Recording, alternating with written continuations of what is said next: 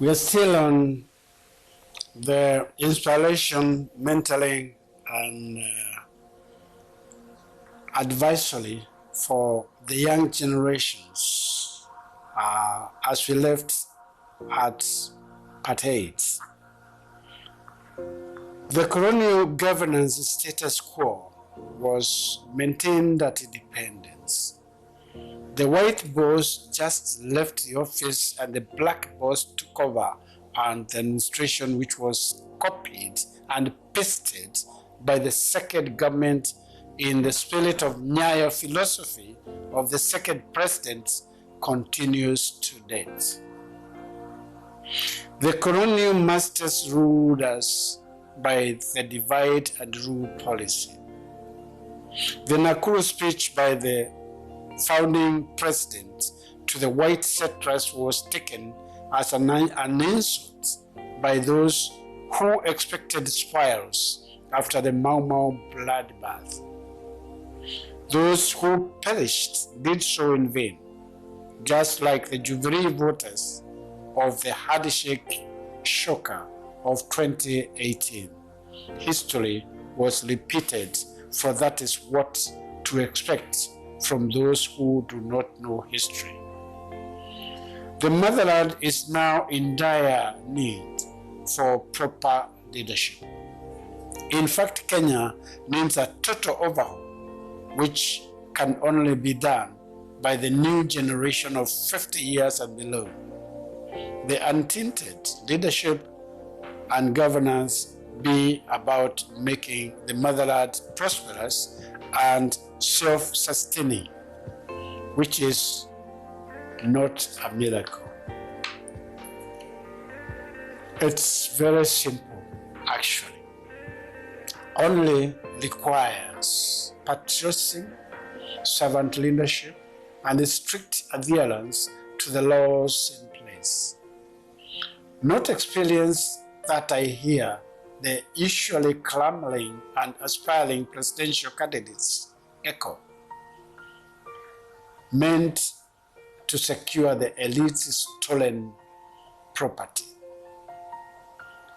The new generations of 4 and 50 years are the majority. They need nobody's help or resources to take over the reins of power. Those of you who feel you have what it takes to lead, just be ready to enroll as a presidential candidate and all other candidatures.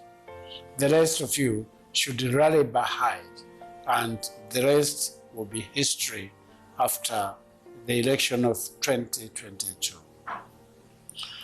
At 45 years, give or take a few years, the human intellect is at its optimum and maximum ability.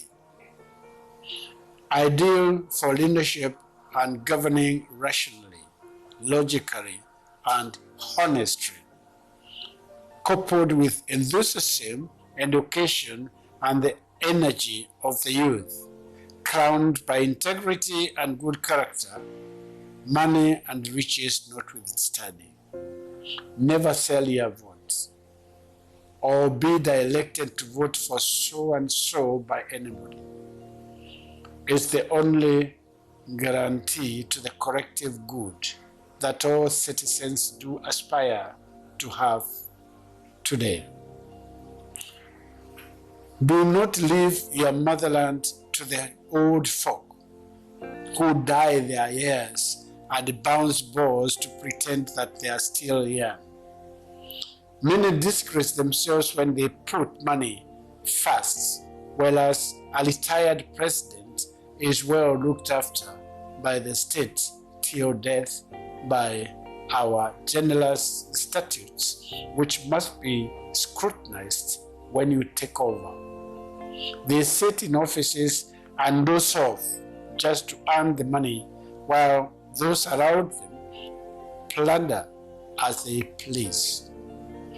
Others have refused to retire in order to continue the motherland plunder. Why would a retired president involve himself in campaigning for a certain candidate to replace him, This is only possible in Africa. We are actually jeering retired presidents as well. When you take over, look into the civil servants' retirement packages and make sure it does not erode the serving and toiling veterans who risk their lives serving the motherland. White man's greed has taken over the world, and white slavery is just allowed the corner. They will have to taste what they started. And that is the end of part 9. Please share it and subscribe and wait for the next parts. Thank you.